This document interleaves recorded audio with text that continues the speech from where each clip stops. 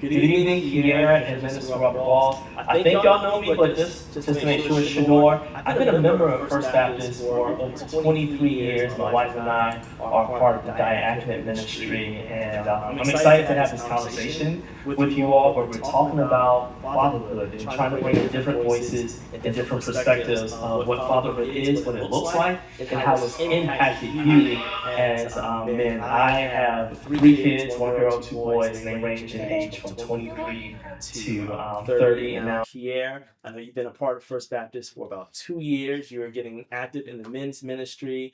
You have one son, whom we see right here, 7 months old, Brother Noble. And Brother Robert Rawls, Minister Robert Rawls, I should say, you grew up at First Baptist. You were probably younger than Noble showing up at First Baptist. So you've been a part of First Baptist, has been a part of your life, and you are part of First Baptist life. And now you have two daughters and one son, right? Yes, They range in age from 16 to 32. Am I correct? that's Oh, correct. so before I have a couple of questions that I just want to throw out to you all, but before we get into that, Pierre, if you don't mind, for folks that don't know you, what is one interesting thing, one interesting fact about you that a lot of folks may not know? Well, one interesting thing about me is I currently own a trucking business. I actually own about 4 trucks. Okay. Working on our fifth one.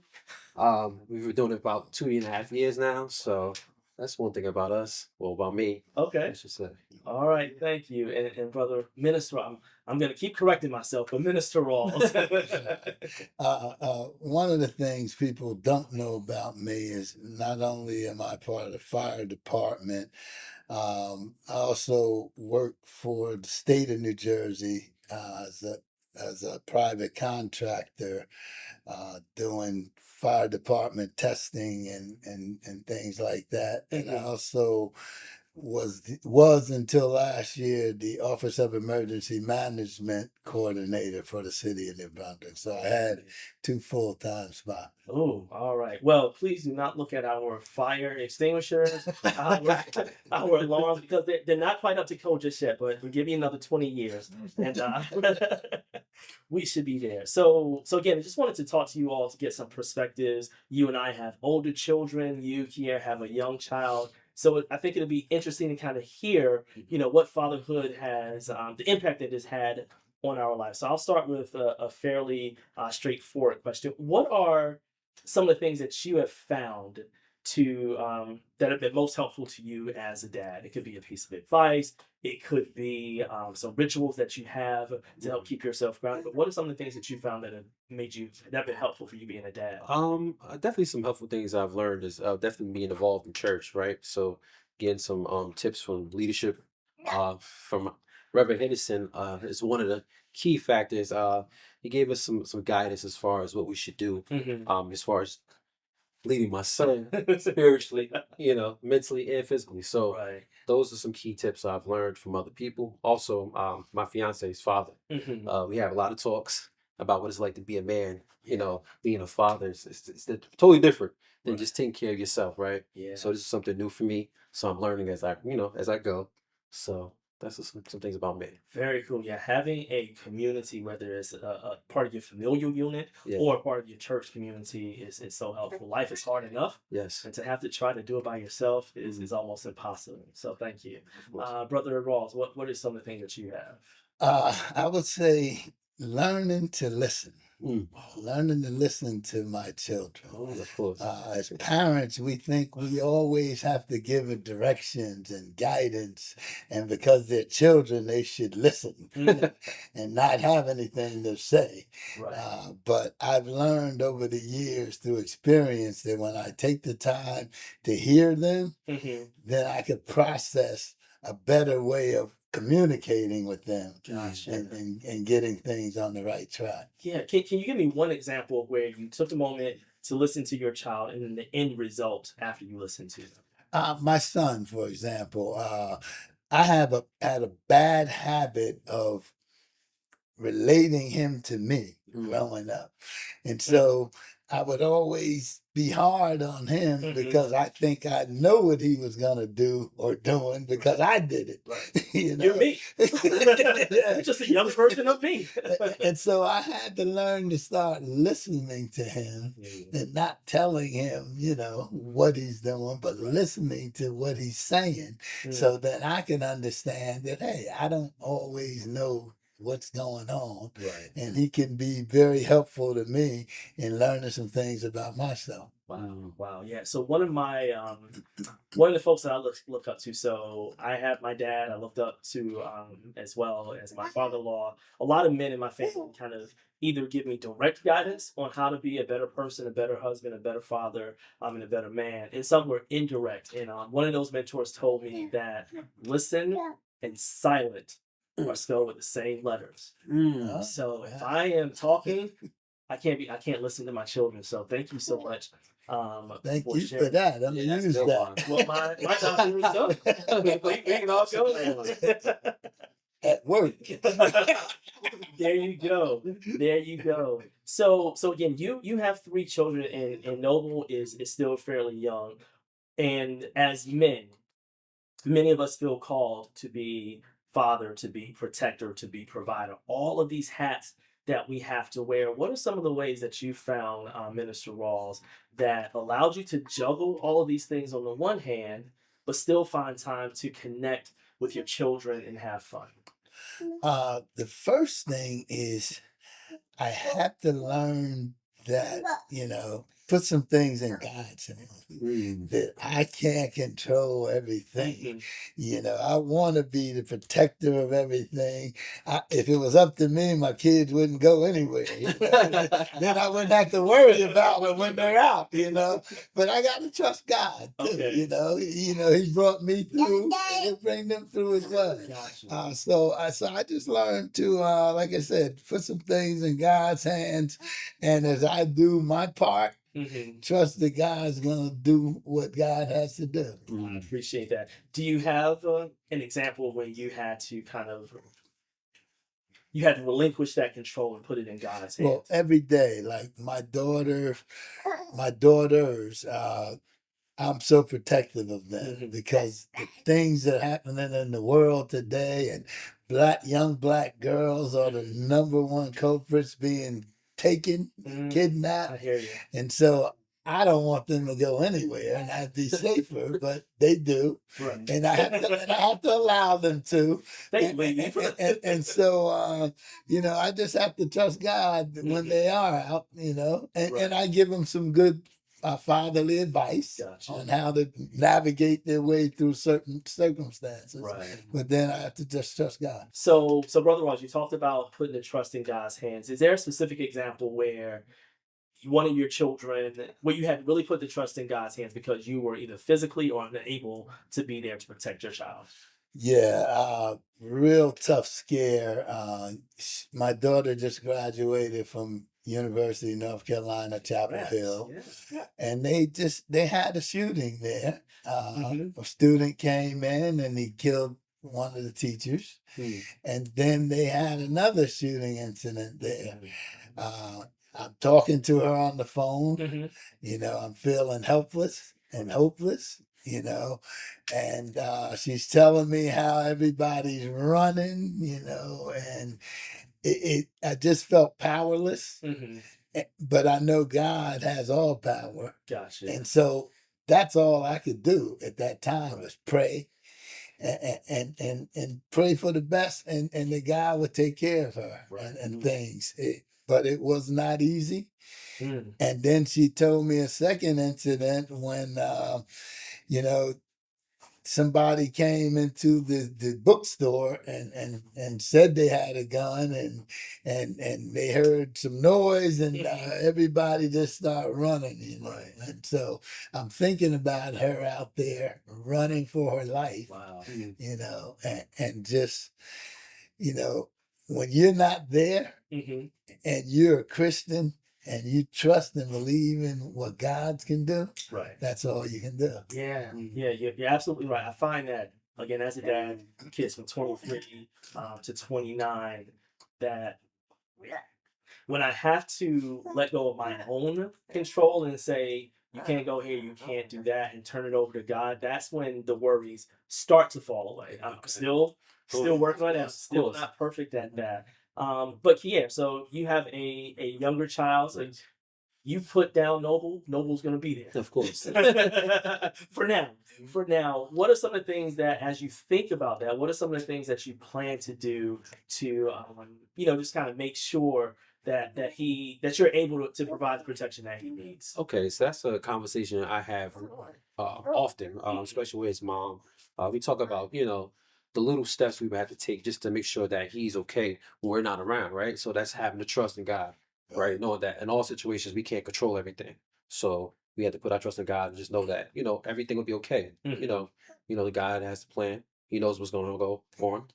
And we also know that, like I said, we just can't control everything. Right. So yeah, so That's like the hot senior yeah, left.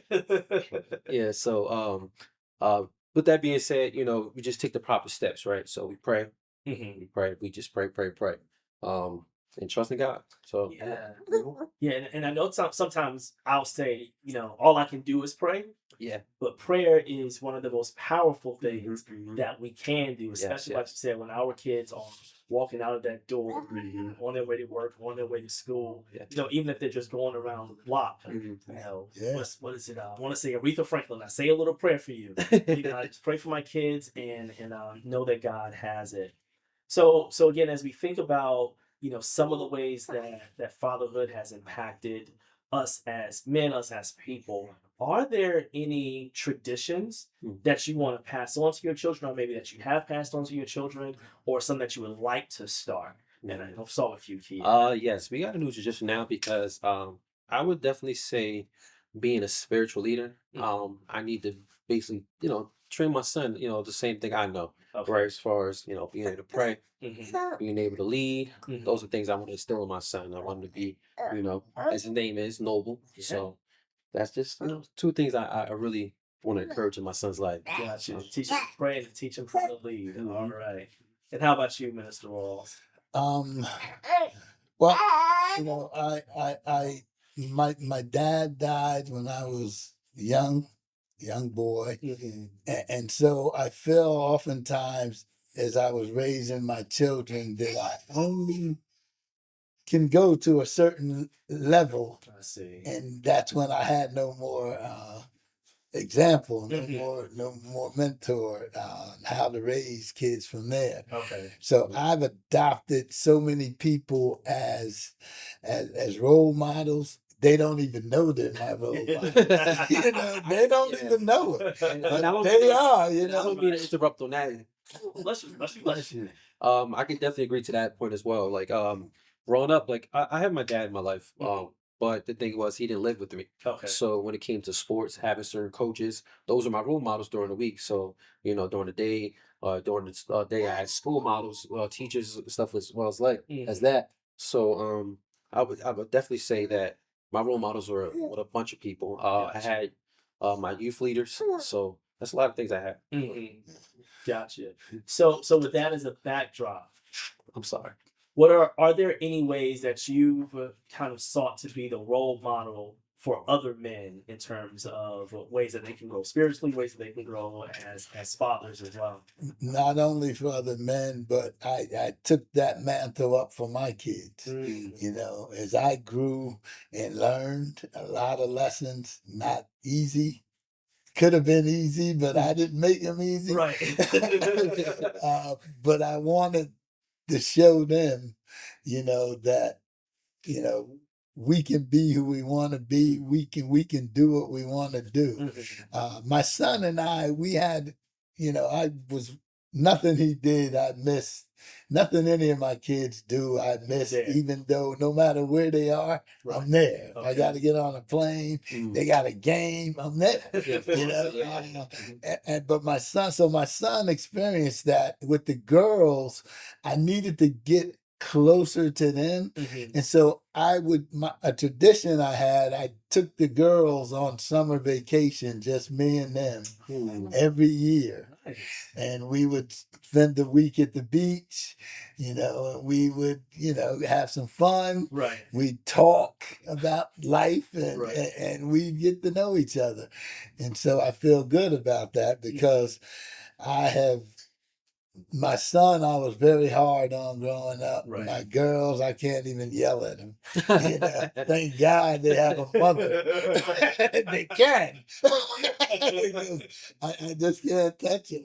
Yeah, and there's a saying that as men that we tend to love our daughters and raise our sons. And I think a large part of that, and I'll say for me, is that I see not that I don't see myself in my daughter, but I see a lot more of myself in my son. Right. To your point, I see the road that you're on. I see where this is where I bumped my head. And I never mind you that the world is very different now than it was when I was coming up. But trying to give a little more balance to how we interact with them. Which here's an interesting or another question along those same lines. When you think about the ways that you show affection to your children, again, you have one. How does it differ the way that you show affection to your daughters versus the way you show affection to your son? My daughters are so easy, Mm-hmm. to show them affection, to hug them and love on them. Mm-hmm. They're girls, and my son, he likes to hug on me more than I would. I'm like, come on, man, enough to. But I've learned that. He's serious about that. Right. Because I had to learn that. Listen, he has a father and he wants to love on him. Yeah. I didn't have that opportunity, so I can't deny him Okay. that opportunity. Gotcha. I don't know what it's like because I didn't have that opportunity, but I can't push him away. Right. And I had to learn that. Right. Crystal, welcome to the conversation. We were talking about the ways that we show affection to our children, and does it differ between how we show affection to our daughters versus our sons? Okay. So I'll let you go. So Brother Rawls was saying that no, I will tag team what you said. So with one girl and two boys, one daughter, I should say, and two sons. For me, it was trying to figure out how they liked to receive affection. So I have one child, if we're just sitting in the same room, I'm showing love to them. We don't have to be talking about anything. We don't have to be doing anything special. For another one, it's those words of affirmation like, oh, I love you, giving hugs. And for a third one, it's doing stuff together. So whatever I can do to be in their space and do something with them to show them love. But to your point, Brother Rawls, it's also whenever I can, giving them a hug and giving them a kiss. And I'll admit and be transparent, it feels weird to me because I didn't get that level of affection from my father. But doing it is like, make sure you give your son a hug before he leaves to go to work, and make sure you give your daughter a hug and a kiss before she gets on that plane. Now, here's the weird thing. With our grandson and our granddaughter, it's so much easier. Yeah. Because I saw that example with my grandparents. A lot of people say that I was spoiled. I disagree. I have privilege. I think it's right. I think it's the phrase that we use now. I was a privileged child with my grandchildren. So, Chris, what are some of the ways that you show affection to your children, and does it differ between your daughters and sons? Yeah, I mean, in our house, we just have the boys, and I would say, everybody's different, right? So even amongst the kids, what I have done is I used to kiss them in the mouth, right?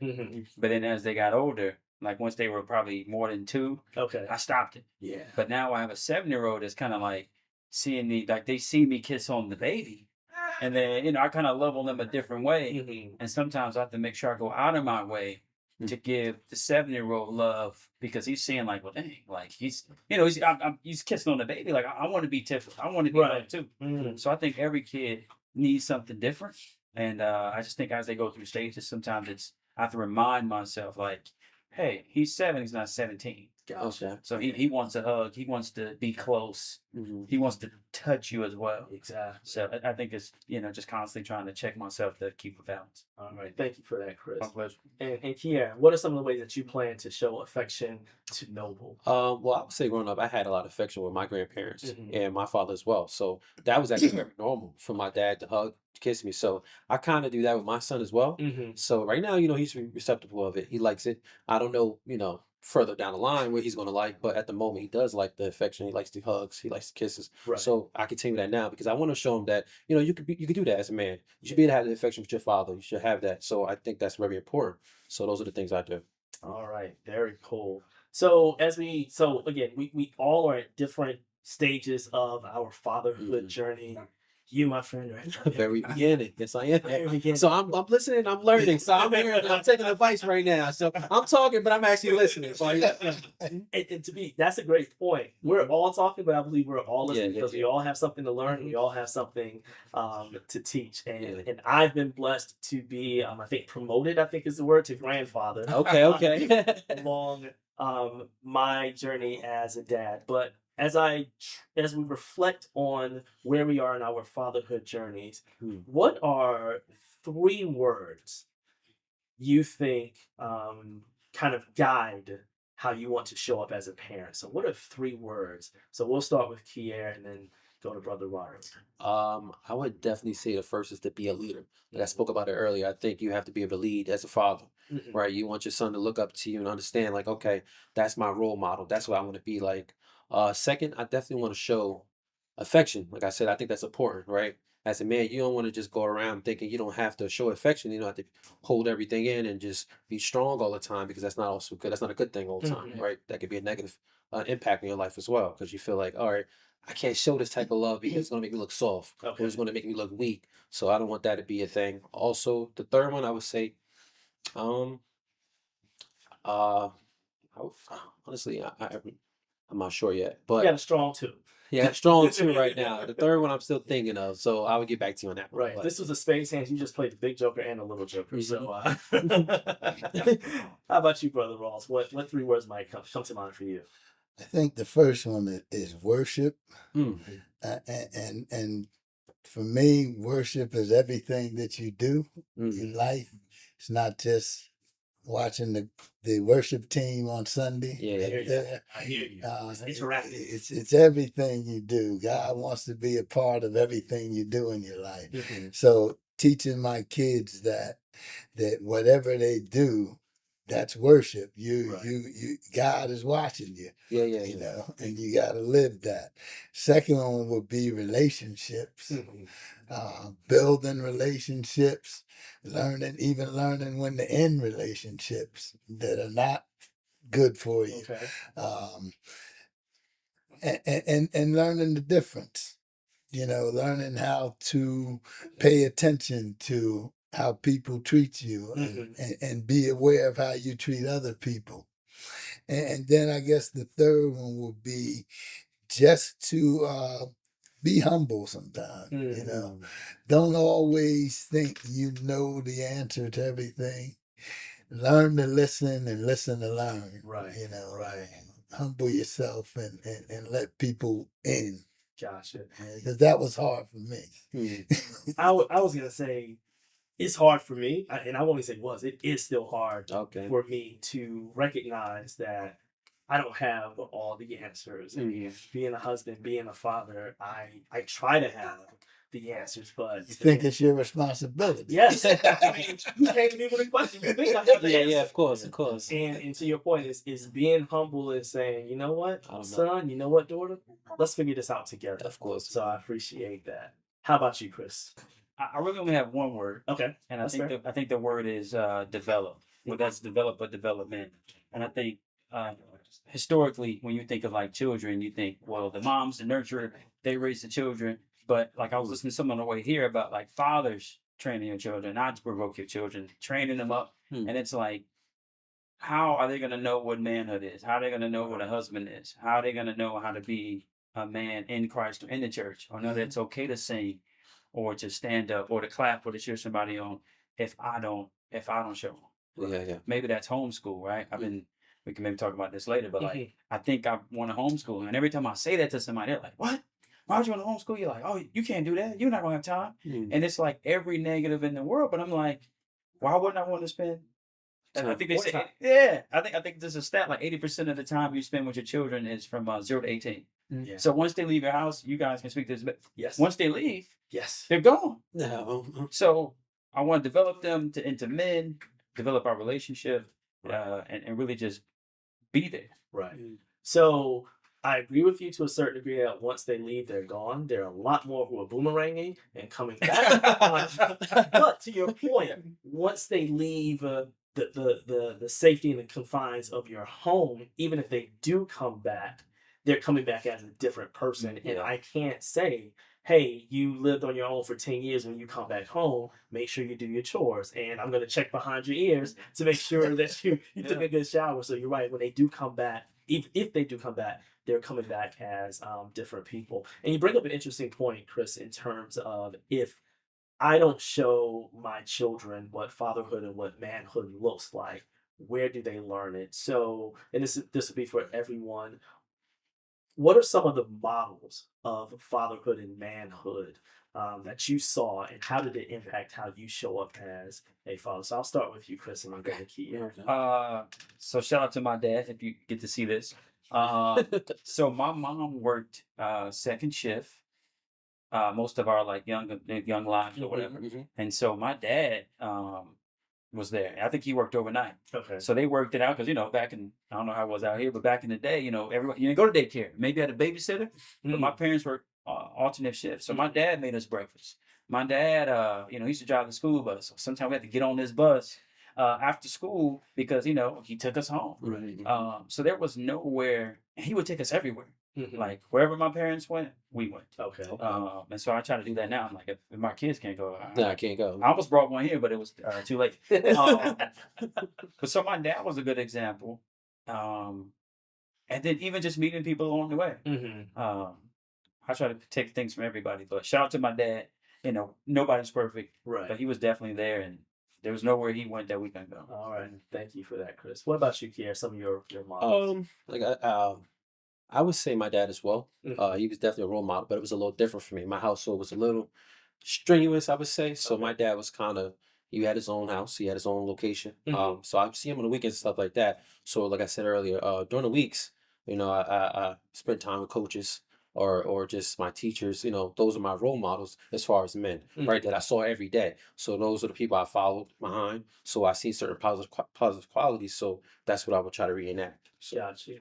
And now, Brother Walls, I'm going to ask you a slightly different question because you mentioned that your dad passed away when you were younger, but you did kind of adopt and pick up mentors along the way. They didn't know it, but they didn't see you, but you saw them. How did you go about choosing folks to kind of model your parenting style after?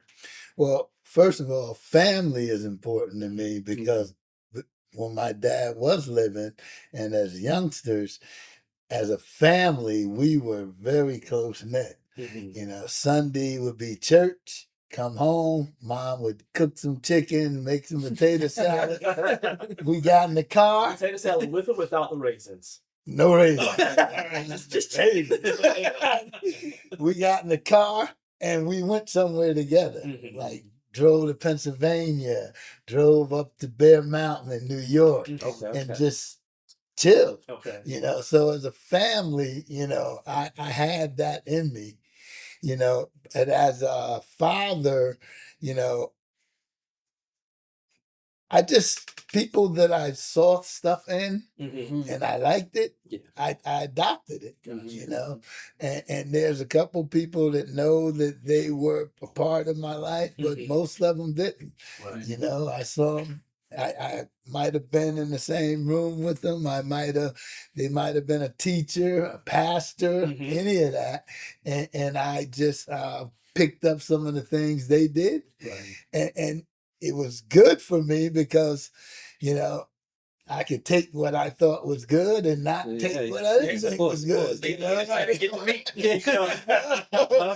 nobody knew the difference. So I was grabbing all the good stuff, and putting it into my life, and I just depended on that. and watching other parents and fathers with their children Right. and how they manage their children and having conversations, you know, Right. just being honest and open, like how do you do this, or Oh, what would you do in that situation, Mhm. you know? That's and, good. and that helped me out a lot. Yeah. So I can appreciate that, and I say for me, using all of those, and also just having conversations with folks like you all, people that maybe I've known for 20, 30 years, folks that I'm just meeting for the very first time, and saying, oh, you know, I like that. I'm going to add that to my toolkit. And the wild thing is that wherever we go, and this is something my father told me because I grew up in a really small town. Like wherever you go, somebody's watching. And because it was a small town, they knew that if I was doing wrong, the word would get home before I did. Yeah. So there's someone that's always kind of watching and modeling us, even when we are not aware of it. So as I think about that, it makes me wonder, like, what are some of the things that you would want your children to say about you? So if someone asked your children and you're not there, you know, what would you want, Noble to say about you as a dad? I want him to say that my dad is the best father he has. Mhm. Like that's like very important to me. I want him to look at me and say, that's the one I want to be like. That's my guy. That's the one I want to follow behind. I also want him to say, he taught me everything I know. Mhm. You know, like I said, I want to be a great leader. So I want him to look at me and go, not that he looks at me in a negative aspect, because some people look at their fathers like that. Mhm. Hey, like my father, I don't want to be nothing like him. Mhm. I definitely don't want that. That's not something I want, so that's one of the things. Gotcha. Someone I want to be like. Yeah. All right. How about you, Chris? What is something that you want your kids to say about Chris? About not Chris, because they don't call you Chris. Dad. I don't know. Give me 2 seconds. Hold on. I'm just thinking about what I'm gonna say. All right. And I'll repeat it. All right. Brother Ross, you want to? Yeah, and I'm grateful that they say it now. Amen. My dad, I love my dad. My dad is great, and they never had a problem that I may not have lived with them because Dad was always there. Gotcha. He no matter what he had to do, he was there, Right. and there's nothing I did that he wasn't that.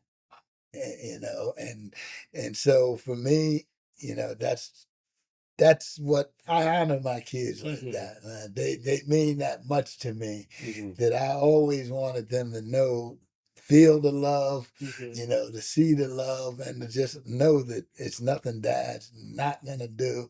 I'm never gonna be an absentee dad. Yeah. Regardless if I'm with your mom or not, Right. I'm gonna be there. Right. And me and their mom gets along great too. So, it's no rift. Right. And so it's nothing for them negative to be looking at all the time. But I can appreciate so I have got off a plane for a football game and jumped on another one to go see a play and got back and got on another one to go see a equestrian tournament. And just a couple of weeks ago, I was at my youngest daughter. She's into equestrian at her meet, and then I flew back, and then my other daughter graduated from UNC, and then I had to fly back and graduate myself from seminary. So it was quite a week. It was a busy weekend. You getting those frequent flying miles up, my friend. But yeah. So I appreciate that notion of you being present and available. I mean, not the exact words that you use, but that's what I'm taking from it, because those are the words that I was thinking of as I was, formulating that question, is similar to how you described Kier. So our oldest child, our daughter, grew up with her mother, and then our two boys grew up in a household with me and my wife. And so I wasn't physically always there for my daughter, but I always try to make myself available to be active in her life as much as possible. So like you said, whether it was attending special events, whether it was when she came up here, spending as much time as I could with her, it was, I would want my kids to say that Dad is available. So no matter where Dad is available and accessible to me, is one of the things. And we talk all the time on the phone. Right. It's like we're here. Yes, exactly. And my daughter, the middle one, she'll call, just say, Dad, I just called to say I love you. And, Oh, so like Stevie Wonder. She's and my son sometimes says, "Oh, that's your favorite," but I have no favorite of my kids, and they're all my middle daughter You can tell us that. my middle daughter just talks more. Okay. So she's more active as far as conversation. She'll call me more, just to talk. My son and I will be in the same house and not talk a lot. you still feel connected. Yeah, oh, absolutely. Even if we're not saying anything, you still feel Absolutely. connected. Yeah. And then the youngest one, she don't even like to talk on the phone. She's at that age, right? And it sounds like you're meeting each one of them where they are. Absolutely. And oh gosh, I can't remember exactly where I was. Oh, so I was out with some guys a couple of weeks ago, and somehow the conversation turned to parenting and fatherhood. And one of the men said that, and his kids are like 9 and 11. One of the things that resonated with what he said to me was that he started out trying to be the father that he wanted. So he tried to be the dad that he wanted to his kids. And he said as they got older, he realized that he needed to be the father that they needed. Yes. They wanted. It sounds like you're working up, you're doing that yourself. So I appreciate it. And I had to learn too. Yeah. Yes. Yes. All right, Chris. So we gave you a couple minutes to think. All right. There we go. So what I would want my children to say about me, or what would I like them to compliment? Yeah. I was just thinking dad. Like dad is good enough, right? Because it's the best thing I hear when I walk through the door. Like to hear like little kids going like, "Daddy," like there's no, people can take drugs. It's like an immediate high walking through that door, and like that's dope. And then I think about my own father, right? Like there are a lot of people growing up, like if the pastor was in their life, they would call the pastor dad. Or if they had a godfather, they would call them dad. And I never felt comfortable calling somebody else dad. I didn't even think of it. It just wasn't my thing because I had a dad. Yeah. Right? I got picked on at switch schools. I got picked on. My dad stood at the top of the block. We had a Rottweiler, and if something happened, he was up on the campus. Like I wish I would jump on my son. So he never missed out. At times he might have been a contrarian. At times he went against the grain. At times maybe we didn't see eye to eye. And I'm like, man, he's being difficult for no reason. And then I picked up some of those things. Yeah. And then now I look back and go, well, how did you turn to God and not go this way? How did you end up different than your family? Oh, because you had to choose a different way. Right. And then now I see why I, a lot of times, chose a different way. Right. Because I had a dad. So I hope that whatever my children decide to do, I hope that it's a non-conversation. It's so good, it's so there that they don't see it. It's just like, what else they supposed to have? Right. So I just want to be dad. Be dad. That's it. Let me just add to God. I don't call God a he. God, let's try to keep it God, because my mom died many years ago also. And so whenever I accomplish something, I always wish they were here to see that I didn't turn out so bad after. But in that stead, God has been a father to me, and he's been a mother to me. There you go. And so that's why I don't say just him or he, because he's been a mother. Right. When I needed a mother, God's been a father when I needed a father. Right. And my brother died young. I had a lot of death in my family. Wow. And he's been that brother for me. Right. Can I ask a question to that though? So maybe somebody's watching, because I have that question. You hear somebody say, he was a doctor, he was a lawyer, he was my father. Are you saying that, like, how was God your father? Did he send you a father when you needed? Did he send you a mother? No. And what way was he your father? When I needed to feel love, Okay. fatherly love, Yeah. I felt that from God. Okay. When I needed to feel motherly love, I felt that. And when I needed that kind of direction, God directed me in those spaces. Okay. And sometimes he put people in my life that would do the same thing. Right. Okay. So, Cool. God is. Hey, I hear you. That's it. That's it. I am. I am that I am. Now, in the same vein, you mentioned something, Chris, that there were times where your dad would say something, and you just felt, oh, this guy's just being difficult. And this is for all of you all. what have you found yourself saying that when you say it's like, "Oh, that's my dad. That sounds just like something my dad would say." Is my sister gonna see this? Is my parents gonna see this? I don't know. I'm joking. I'll go. Okay. So we had grown up. Nintendo was out, and I was coming up with Super Nintendo, whatever. Yes. And there would be days where my dad would say, "Cut that game off." And I'm like, "But why?" He's like, cut the game off. Don't play that game today." I'm like, this guy. Like I didn't even think, I go outside and play basketball every day. Mm-hmm. I don't want to hear that ball bounce today. Don't play the basketball today. And I'm like, well, I can't play basketball, and I can't. But now I get it. He wanted me to do something. Right. Stop sitting down. Get up. Go do something. Or he would just bother me or chastise me in a positive way. Mm-hmm. But he never wanted me to get too comfortable. Mm-hmm. And then now, again, once I got older, I meet friends, and I'm like, oh, okay. I was ready to leave the house. Yeah. I wanted to be an adult. I wanted to have my own. I wasn't, the fat bird in the nest that just got. No, that thing was poking me. Yeah. So every now and then, I'm not provoking my children, Right. but I don't always answer their questions. Especially I got boys. Mm-hmm. I don't always figure it out for them. I want them to figure it out. Yeah. Get off the iPad. Yeah. I don't care what you do. Right. So sometimes I shake my children up just because. Yeah. And that's my dad. And with all of the things that our kids have access to, it's like, I'm bored. Should never ever come out of here. I'm bored. It's like, And a tote full of toys. You don't even. I'd say for me, it was there's a whole bunch of them, but me, it was mainly around turning the lights off. If you're not in the room, turn off the lights, turn off the TV. I don't care if you are coming back 2 minutes later, turn off the lights. And it's interesting because older kids, one of them lives up in Brooklyn. He came home not too long ago. He was like, I get it now, Dad. Yeah. I get why you didn't always turn on the AC as soon as it got to 75. Now, some things you don't understand until you start paying your own bills. It's like, now it makes sense. How about you, Kian? When have you found yourself sounding like your dad or the father figures? It's probably it's pretty funny. A lot of people may not think of it, but ironing my clothes. That's something simple, but a lot of people don't do it, right? So this is a conversation I have all the time. People are like, why aren't you ironing your clothes? Like I sit there for 15 to 20 minutes just ironing my clothes. And that's something my dad always said, yeah, stop walking out the house like that. What is you doing? Like, iron your clothes. Why are you so wrinkled? So I just sleep in that? Yeah. So I find myself getting up early and I'm like 20 minutes, 30 minutes before everyone else getting up, ironing the clothes, trying to press it, So that's one thing I got from my father. So Starch or no starch? I would starch it if it was a dress shirt. Gotcha. But I haven't used starch in a while, but I used to. So fair enough. Yeah. Fair enough.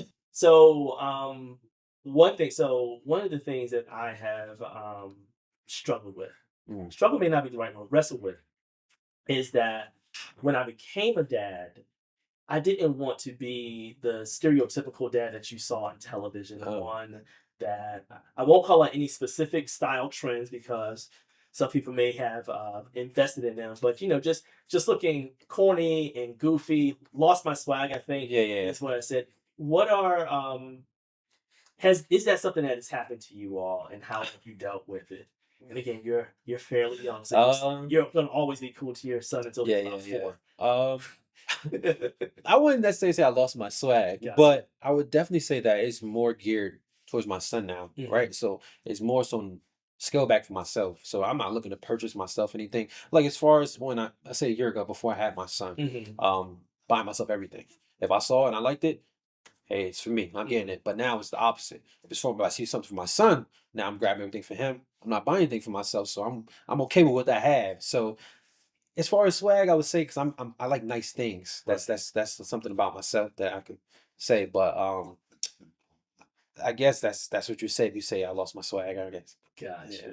We'll have to ask your fiance if you still have your swag, but we'll do that off camera. All right. How about you, Chris? Ask me that question one more time. Do you feel that you've lost your swag, or how have you dealt with being a dad and maybe not being cool as a dad versus before you became a dad? I mean, I still think I'm cool. Most days to me. Yeah, most people I think I'm still cool too. But you mentioned that.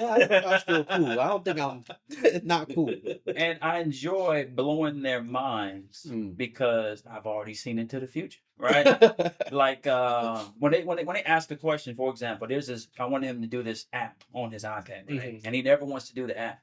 So he came to me like, "Hey, Dad, can I do the dribble up half on my iPad?" I'm like, "Dude, you were just asking me if you want to get on the iPad?" He's like, "Yeah." And I'm like, "Just get on the iPad, right?" So when he finds out that I can do things, like if he wants to play sports and then I crack the ball and he's like, "I know you can do that." Or if we go play basketball with friends and it's like, "Oh, wow, Dad's pretty good." So I get to have these little moments of like, "Oh, Dad's all right." Yeah. And I'm going up to the school and, reading a book and all the kids are like, "Oh, I love your dad." So there's moments to be cool. It's corny. Yeah. I like being. I'm corny. I'm the dad joke guy. Oh, Um, yeah, I'm the dad I joke might guy. ask y'all favorite dad joke after this. But yeah, I enjoy those little moments of kind of blowing their mind. Like, hey, I was a kid too. Or like, you ever show them your kid photos? Yeah. Like, we'll show them like a picture of us as kids, and they're like, "Oh, is that Zion? Is that?" And it's like, "No, that's Dad." That's It's good. like, "Daddy was a kid." Yes. You ask your mother. Still a kid, yes. I'm just a kid with a job. How about you, Brother Ross? What are some of the things that you've done to stay cool and swagalicious around your kids? I can never lose my swag. There you go. That's a good. There you go. I should have said that. Hey, Let's put the answer should've in said that that. I can't have it. That's not what's feeling, but I can understand. But all the time. But sometimes I feel like my son feels pressure trying to follow my footsteps. Mm. And it bothers me sometimes because he don't have to do that right now. But I think he does. Right. And I think he says a lot of stuff's different, but when I look at what he does, it's like mirroring stuff I do. I see in the future. I know. I know this happens. Same kind of car, same kind of Okay, yeah. But I don't want him to put all that pressure on himself. And my son is my twin. You were talking about the picture. So one day I'm looking in his room and I'm looking at this picture, and I'm saying, wow, that's a picture of my son and his mom. And who's that baby in the picture? I don't even know who the baby is in the picture. And it took me like 10 minutes before I realized that was me and his mom, and he was the baby. I swear, I'm looking at this picture like, who's this baby my son and his mother are with? That's how much he was looking like me. Yeah. Wow. Yeah. So that's an interesting point that you bring up, Brother Walls, in terms of encouraging our children to walk their own path. So that's something that I bumped into maybe about 9 or 10 years ago. So our middle child is also named Shanor. So at the time, it was like, hey, this is one of my ways to pass on my legacy, name him immediately after me. But then as I got older and he got older, I was like, oh, is there a lot of pressure on him to be like that, to live up to that name? And so what are some of the ways that you've kind of wrestled with that? So you mentioned, kind of having those conversations with your son, saying you don't have to do this. What else have you done? And maybe Chris, you can add something. Well, I tried to point out to him the things that he's very good at that I'm not. Like, he is a great football coach. He knows football way better than I do. And I try to point those things out to him. Like, we are the same. We're same bloodline, but we can be great in our own ways. And don't feel like because I do this, you have to do that too. Do what you're doing because you do it good. Right. And I keep encouraging them that, you do what you do very well. So continue to do that and teach me how to do something like that. That's another question I'm gonna try to remember that. And how about you, Chris? What are some of the ways that and I know your kids are they're still on the younger side. Yeah, they're still pretty young. I try my best to. One of the critiques I have is that I thought growing up, maybe the adults didn't share as much as I thought they could have, right? As much as they should have. How much money you make? How do you go about doing it? I grew up Pentecostal, right? So like just seeing like I don't really remember seeing like men and women kiss each other, right? So a lot of times we kind of like figure these things out for ourselves. And so, as much as I can, when it's appropriate, I'll try to share my struggles. Like, hey, dude, you're not going to get this on the first try. You're not just naturally going to be good at things just because you wouldn't grab the bag Yeah. or you started this new math. So I try to show him the process, and then I remind him and myself that, like, man, daddy struggled. I gave up on math because I wasn't disciplined and I was too busy talking in class.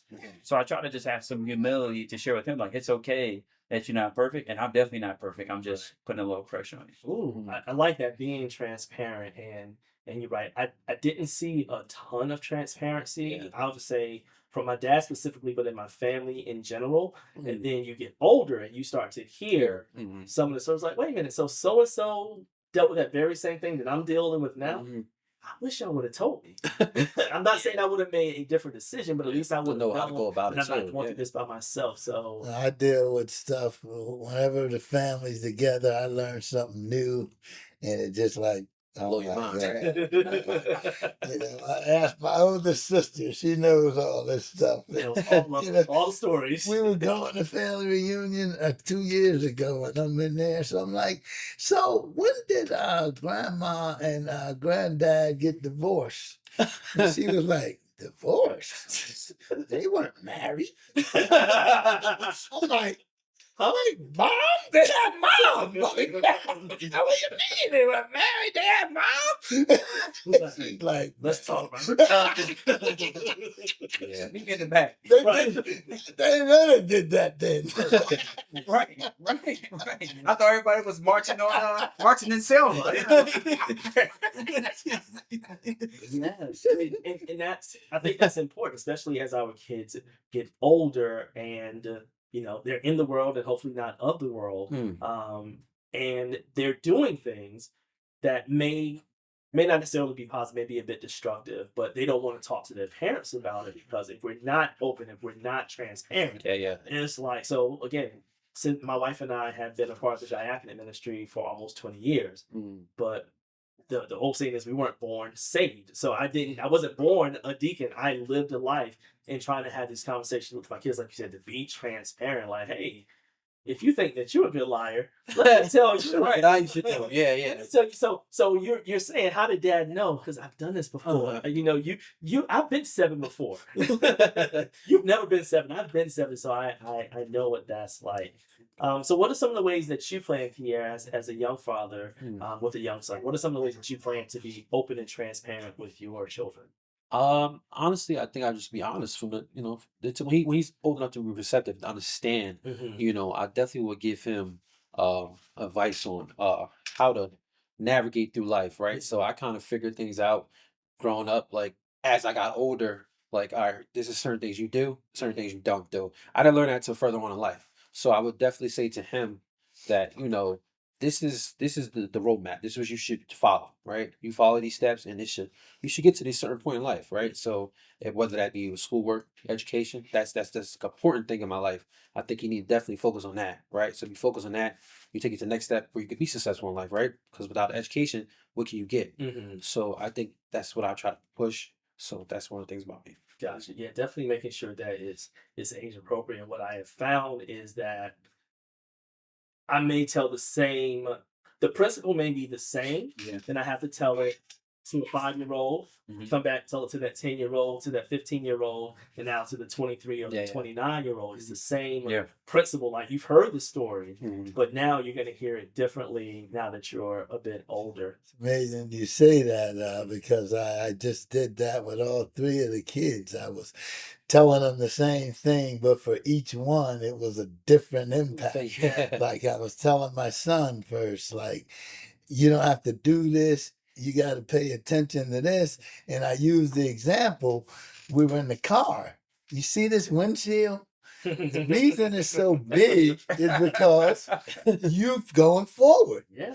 You see, this little mirror here is small because every now and then you're supposed to look back where you come from, but you don't glare at it, And he's like, "Oh, wow, Dad, that's like, Look, I almost had you almost had me, so I was like, oh, okay. I used it on my daughter. We've been together. Yeah, listen, She was like, that's what I never heard, so that's new to she me. was So like, hearing that, really, Dad? Oh. And then the young one was like, Daddy. I'm on a horse. I don't drive. I'm in the Uber, but you're absolutely right. We live life for it, but a lot of times we don't understand it until we're looking back at it. So let me ask this: we've kind of talked about mentors that we've had, father figures that we've had. We've talked about like our approach to being fathers. How has your understanding of fatherhood changed from the moment that you found out that you're going to be a dad up until this point? How has your understanding of fatherhood changed from the moment you found out you were going to be a dad to this point? thank you, mom. Please. Yeah. You know, that's a good question because I would say I really didn't have a focus, believe it or not. Like a year ago, it was more so I was just living life, going through the steps, going through the phases, finding myself coming to coming to faith, like seriously. Right. Like, you know, I was recently just now getting involved with my faith. You know, I kind of strayed away for a little bit, you know, trying to find my way, like I said. So I was like finding out I was having a son, it was just like a instant like, all right, get it together, man. What we doing here? You know, I went back to school, got my degree. So, like I said, I wanted to lead by example. So these are the steps I'm taking to make sure that, you know, I'm doing the right thing. So I would say fatherhood definitely gave me a focus Right. and something to definitely strive for. So he can look up to me and be like, you know, there you go, that's my dad. So yeah. That's why you show up to graduation. A lot of kids are like, I don't want my parents to be like, nah, that's my dad. Yeah, exactly. Yeah. How about you, Brother Ross? I think the first thing was I learned what love is. You know, I love my kids. You know, deeply, and then to the point where that love was all consuming. You know, how am I gonna protect them? Yeah. How am I gonna make sure that they're safe all the time? Right. How am I gonna make sure they don't want for stuff like I did? You know, and so that became my mission to make sure that these young bodies, you know, grew up in a way that they can take care of themselves and they can learn to be good parents one day themselves. You know, so it just opened my eyes to a whole nother level of love. Gotcha. Thank you for that. How about you, Chris? I think for fatherhood initially, I only saw it like people who get a puppy, right? Like it was cool, it was cute. I thought it was like great. You know, you get to take photos. Yeah. You get to do the Google Gaga. I'm in that stage right now. So yeah, but yeah. Like, Every stage. Yeah, everything is great, right? I was like, this is cool. But then now, Some responsibility. not only just a responsibility, right? But like, oh, you know, love. Like, yeah, I can see how God forgives me, right? Because I know one of my kids is about to do the fool. I know you're getting ready to do it, right? You did it yesterday. I told you about this morning. And like, I see you about to just crash out. And I'm like, that was God looking at me like, Chris, you know better, bro. Right. And you're going to do it again after the 15th time I let you slide? So I was like, okay, that's forgiveness. But I see now that I need a plan. Not that I can plan it out, but for a degree, for a career, for my life, how much I want to pay on my house. I got plans for all these things. Yeah. Yet I think me and for a lot of our kids, we're planning on hope. Like we hope they figure it out. We hope it works out. We hope they go to college. We hope they be successful. But like, am I really putting these things in place? Aside being there, yeah. But like, am I really trying to develop you so you can be a grown man and stand on your own one day? Yeah. And so now, do I choose do a job, right? Do you choose staying at work a little later, or do you choose the money? Right. Or do you say, you know what? I'll take a position where I can go to the game tonight. Right. Or be present, Right. which maybe you can't go be VP or whatever because you can't take that job in California. I don't want to move. I don't want to be in the military anymore. Uproot them, yeah. Yeah, I want to stay right where I am. And we even moved. I didn't want to move. Mhm. I told my wife, I said, I want to pay my house off. I don't care what this neighborhood looks like. You know, I want to be debt free, you know, Dave Ramsey, Pastor Torres. But then I said, you know what? We can't live where we were living. We got to move. So I had to move. Right. Yeah. So in the beginning, it's like, it's cute, it's fun, it's going to be great. You're going to have these fun family times. But do I have a plan? And I think the answer was no. Yeah. Did y'all read books? Like, I didn't read any parenting books. I'm reading them now. Yeah. You know what I mean? But it's like for everything else, I wouldn't even buy a car without doing a whole bunch of research. Yeah. I'm like, the baby here, we good. I got it. We good. And to be fair, they will not give us a driver's license without us going through some training. Yeah. But you'll give me a baby. Like, whoa, slow down now. Let me take at least one assessment That's to true. make sure I'm okay with that. So one of the things that Can I say one thing real Go quick for about you won't even let anybody that you don't know, trust, and have documentation on drive your car. But we show up and we drop them off at daycare. There you go. Mhm. As 3 weeks, 2 months, 6 months after they're born, they just, We got it. Yes. here you go. And we got to, and I'm not crazy. I did it 3 times. I understand. But it's like, would I do that? Would I've done that again? Right. Mm. How would I do it differently? Yeah. So now y'all gonna make me throw a jab in here. Go ahead. All right. You can't get a driver's license or a job with federal government or anything if you're a felon, but you can run for president. Oh, That's not a jab. That's a roundhouse. You can't do the little things. This is You gotta finish him.